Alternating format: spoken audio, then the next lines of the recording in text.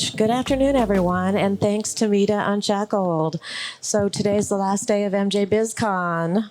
Can you believe it? It's already Friday. It's been a great 3 days. So it has been an amazing 3 days. So I'm Tina Tasaka. I'm with 420 Technologies and Cannabis-X America. And so the other day I met these three gentlemen. We were out at the Consumption Lounge. And, you know, anytime I run into anybody doing technology, I did technology and gaming and hospitality for 35 years. And so I ran into these gentlemen and you guys were talking techie. So I butted in, right? Butted in. That's a good word for our industry. I butted in and I wondered what you guys were doing. And you guys are doing a really cool platform for the cannabis industry. So I nosed in and started, you know, asking kind of nosy questions about what you're doing. And it led us to the stage here today. We first were going to do a podcast, and then I sprung it on you and said, hey, we can be on this stage doing this interview or media spotlight. So again, thanks Mita Unshackled for getting us in here today. So this is a little bit different format than what you were anticipating, right? But anyway, so James and Billy and Alex, thank you for joining me today. So I know we've gotten to talk just a little bit, but I don't know which one of you would like to talk. You're building a platform for the industry that I'm going to just really just give the super basics. You are building a platform that's going to track all of the pre and post licensing, from a cultivator license to a dispensary license to a consumption lounge license. So somebody can look up that information, but I'm not going to say any more. I'm going to let one of you take it from here and let the audience know and let the viewers know what this platform is going to give the cannabis industry. Who wants to take it? Thank you, Tina. I'm Alex. I'm trying to get my voice back. The last couple of days has been awesome, as we know, in Vegas, especially at some of these parties. So I apologize. But the High Index platform, it really is a simplified business directory. So not only do we consume all of the licenses and make it manageable for ancillary companies and other licensed business operators to really make meaningful connections and you know, have a lead generation system that really matters, that really works in a meaningful way for an affordable price, especially for startups in such an infant market where cash flow is tight for everybody. And so that really is the intent. How do we create an ecosystem where the entire cannabis industry is in the palm of your hand, a true Rolodex of meaningful contacts that you want to connect with if you're going to sell your product into a licensed operator. And the simplicity of it, the price point of it, and really the intent of it is why I think it's going to be accepted so well. Not just because it's a needed component of data, just because I feel like we're doing it for the right reasons, you know? Oh, absolutely. I mean, if I was to have to go seek a license for a cannabis lounge, for example, first off, if it's a multi-state operator, I have to go to Missouri to look up something. Then I have to go to Nevada to go look up something. Then I have to go to Arizona to look up something. I mean, there's just not one single depository to look up that information if they're an MSO. Yeah. I mean, that's difficult right there. But then also, is that state even going to divulge that information? I mean, I do think that it is out there. I mean, I know for Nevada it is for sure. And I know for Arizona it is, because I'm looking for that information all the time in those two particular states. But it's hard to find. I mean, and then it's cryptic. I mean, it's kind of like the licensee's name is like Trees 667 BDF, and you're like, what is that? Yeah, I think Trulieve owns a couple dispensaries that are under the name DDC LLC in Florida, right? Something along those lines. That was the awardee or the parent company for the licenses in some instances, and it's interesting. It's very fragmented, and I think that the industry deserves more than, you know, glorified online spreadsheets. I think that I'm old school. I like Rolodexes. I like business cards. I like to sit on my desk or when I'm on the go, just having that information accessible. And, I think everyone would love to have, their phone and their contacts just full of the entire industry, right? I mean, a perfect scenario here, touch my phone, here's the industry, right? And that is the intent of what we're trying to do. But we don't want to just pigeonhole it to license holders in the hemp and cannabis space. We want to have an Angie's list for the ancillary companies so that license operators can find packaging. They can find battery companies. They don't have to, how do I come up with, the Chinese manufacturers? How do I decipher and connect with all these companies and find a meaningful loop that I can buy what I need, save the money that I need, and retain, the small margins that we have, especially in certain states where, the margins are rough and it's rough for operators. So finding a way to curb that time, to find resources. As simplified as having a plumber, come into your grow and ensuring that service provider is the right service provider for you, for your grow, for what you need. And so we really created this directory that's not just inclusive of licenses. It's everybody. It really is the industry in your palm of your hand. And we don't tout, millions of people and millions of contacts. It really is far more beneficial in having good data than more data. And we want to make sure data in, data out. That's it. People helping people. And we have grand ideas. We will be launching THX International next year. And this will be a platform that encompasses not just US markets, but it will be a market for Australia, for Germany, for Thailand, for places that they don't have the capitalistic boom of ancillary companies like we do here. But there is a need to connect people in a better way. And we think THX is that. The high index is that. And it's affordable. We want it to be like the early days of Netflix. Share your password. We don't really care. We are not a CRM system. We're not we're a directory, right? I mean, we are a licensed directory and industry directory. Fantastic. So it's going to be subscription based and it's hosted. It's cloud based. Yep. And have you gone live yet? We launched in a few weeks. We actually made the decision to hold off. We were going to launch before the show this year, which would have been phenomenal. It would have been great for how well it's been received. But we feel, it's necessary to have it right. And, I'm not a perfectionist, but I like things to be accurate. I like things to be the way we intended. And so we spend a lot of time, and we have a great partner, this company called Arcari Studios. They build phenomenal custom software. So I don't call us a tech company, right? I don't consider us a tech company at all. I mean, we're a solutions company. And my entire life has been find the best solution. And in this instance, it's how can we put the best data, the best technology together to make this seamless industry in the palm of your hand. And our team at Arcari has dominated that tenfold. And now I think we're just refining to make sure that it's ready to go. So we're going to launch this month, and it is subscription based. We have basically sign up for a month, sign up for a year. It's $129 a month with a subscription. It's very affordable.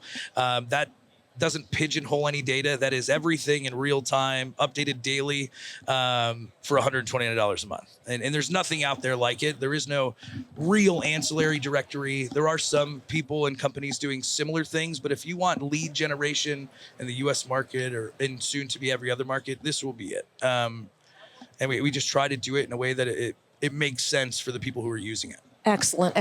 Now, out of the three of you are one of you more on the architect side of the directory?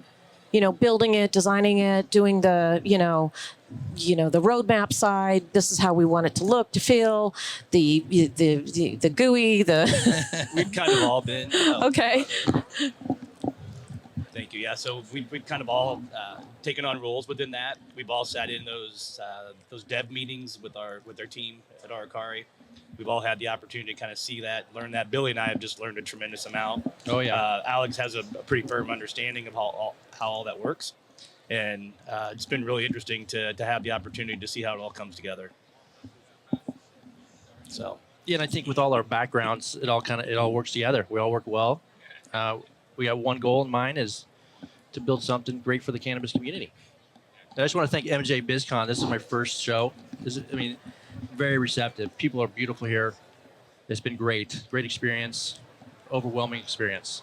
So thanks for that. That's a real nice message to send, because you're right. I think our industry really embraces everybody that comes here, and they embrace all of the new companies because we are new and we're a new industry, and we can start new companies, we can start new businesses, we can start new everything. And that's what it's all about. This is what this community is all about. And welcome. Yeah, thank you. We're so glad you're here. Thanks. Thank you. You know, it's interesting, when we talk about like the architecture of it, we talk about the design of it, the intent has always been simplicity, right? And it's so complex, the data. And as you were talking earlier about the nuances of licenses and the titling, who got awarded it, who now owns it, and things happening so fast, especially in this industry, right? And it could be 2 months, and things just happen so quick, and things change hands. Like, Kentucky coming on board, and congrats to all those guys with their licenses. It's awesome. You're in our database already. As we solidify all of them, Kentucky. you'll be there. Yeah, and as we look on these other states coming on board, it's the same thing, really.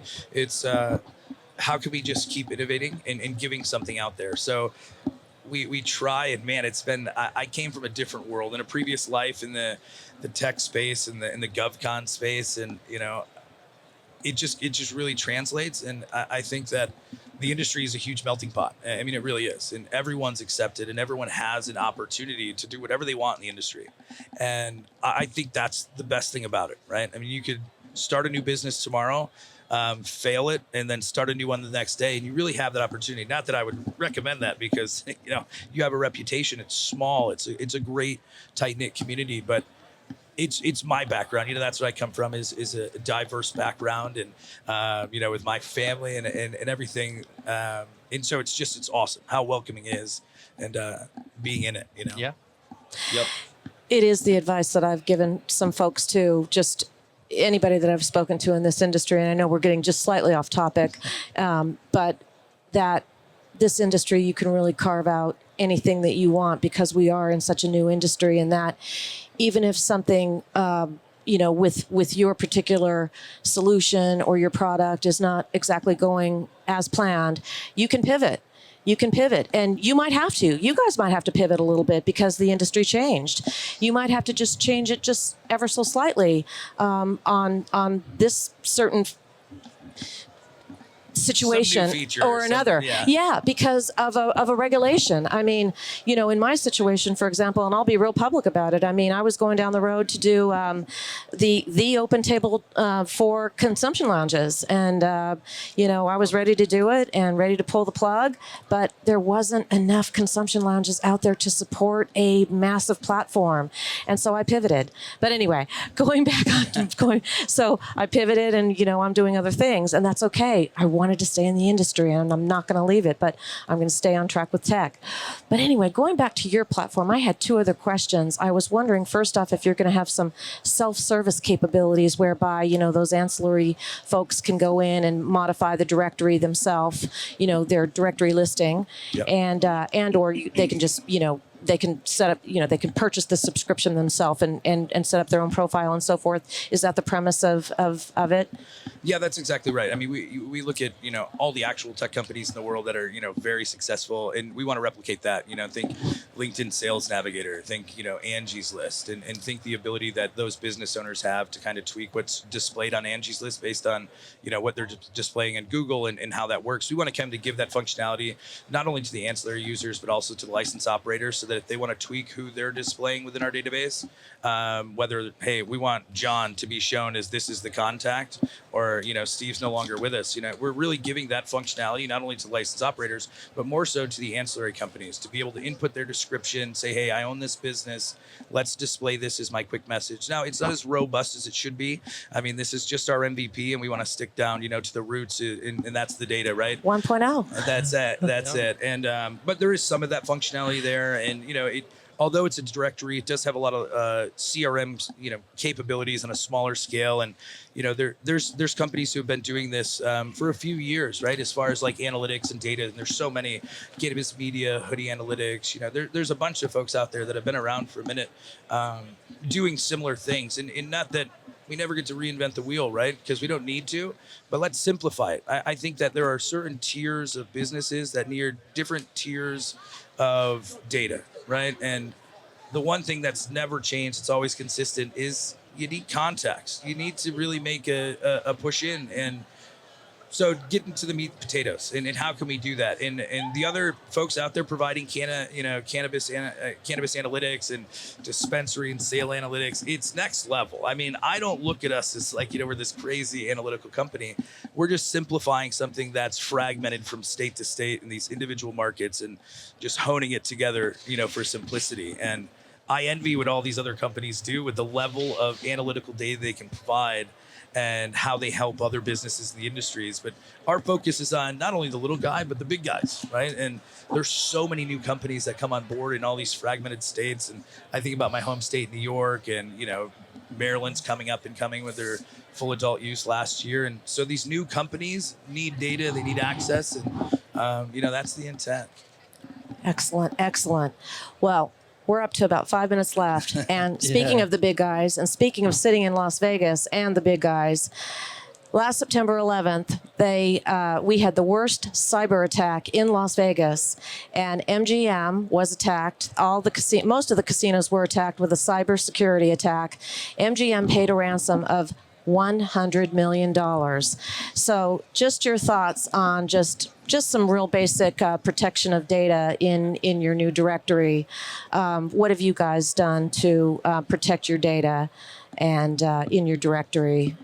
What are some technology things that you've done? Yeah, so I won't go to the too in-depth on the individual technologies that we're leveraging, but we ensure that the best is in place to protect data. It's absolutely insane the amount of money that was pushed out after that attack, but it is critical. And protecting not only our subscriber data, but the data that we have in our database, right? And not that anything, again, is proprietary in regards to that, but our subscriber data, their billing information, that is our utmost important, is keeping that safe, but also giving them the tools they need to be able to edit some of that stuff as well. So that's been a fun dance, and putting the right things in place with how do you allow a user to manipulate things within your database, but still keep it compliant and safe without having the issues and concerns. And our Kari Studios is crushing it, right? I mean, we've been building this for over a year and a half, and slow playing it appropriately so to get to this moment. And and